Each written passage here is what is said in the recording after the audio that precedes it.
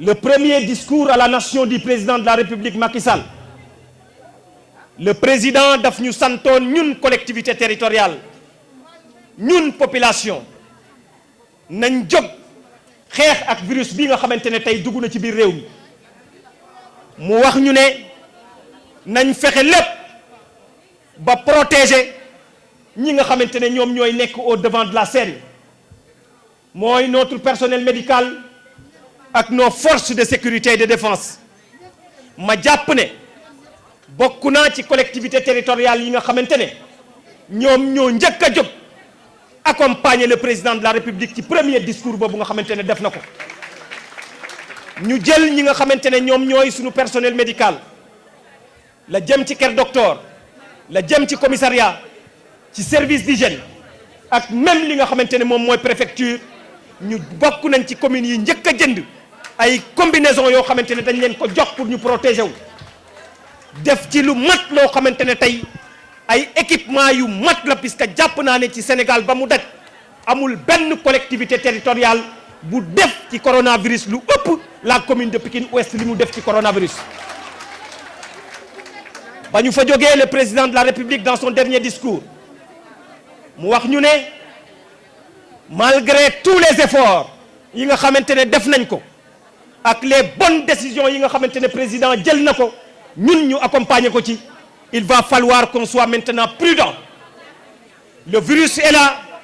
mais il faut qu'on apprenne à vivre avec le virus waaye dafa am kàddu bu am solo bu mu wax keroog ba mu yëkkati dernier discours à la nation mu ne ñu man damay woo population bi nañ jublu ci li nga xamante ne moom mooy la relance de l'économie démb ci conseil des ministres le président de la République dafa sant le ministre des finances ak le ministre du plan de l'économie et du plan ne ko dama leen instruire na ngeen ànd ak ñépp ñi nga xamante ne ñooy les acteurs pour une relance rapide et inclusive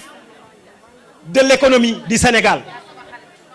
man ma jàpp ne président rek bu waxee wala président bu joxoñee rek man kenn du ma jiitu ci li nga xamante ne joxoñ na ko ma jàpp ne comme président moo demandé ñu relancer suñu économie ma ñëw ak li nga xamante ne mooy sama cabinet au niveau de la collectivité territoriale de Pikine Ouest ñu mettre en place immédiatement un plan de relance rapide inclusive de l'économie locale bi mooy la commune ci noonu la ñu jàppee pour accompagner le président de la République ci boobu programme ñu initier li nga xamante ne tey mooy 200 millions de francs CFA qu'on injecte dans l'économie pour accompagner la volonté du chef de l'État le président de la République monsieur Macky Sall mais jaarale ko fan jaarale ko ci ki nga xamante ne tey boo doon dugg ci kër boo ko fa fekkul dafay mel ni rek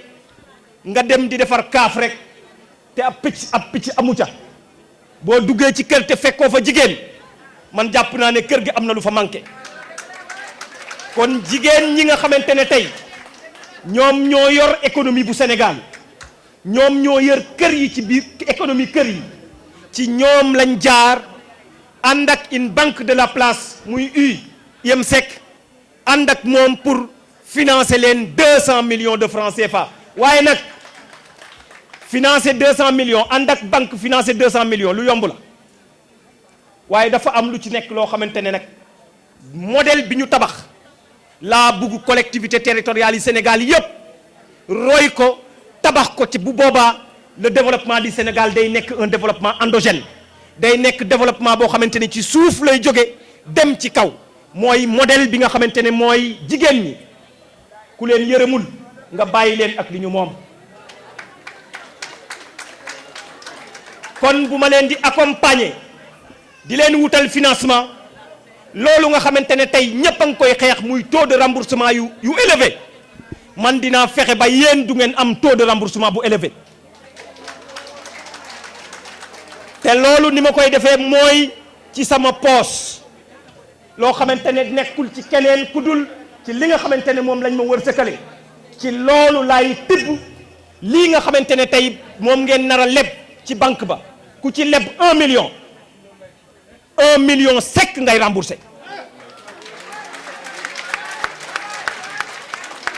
kon modèle bi nga xamante ne moom le président de la république doon wax ne taux de remboursement bi au Sénégal dafa élevé man teggil naa ko taux de remboursement bu élevé mooy boo demee IMSEC groupement nopp sa jëkkër bu lebee 1 million de francs CFA 1 million de francs CFA lay fay kon bu nekkee 1 million de francs CFA la cay tegu di bénéfice di taux de remboursement boo ko doon xayma près de 88 000 francs CFA lay doon ci 150 groupements de femmes yépp képp ku fay taux de remboursement bi man maa koy fay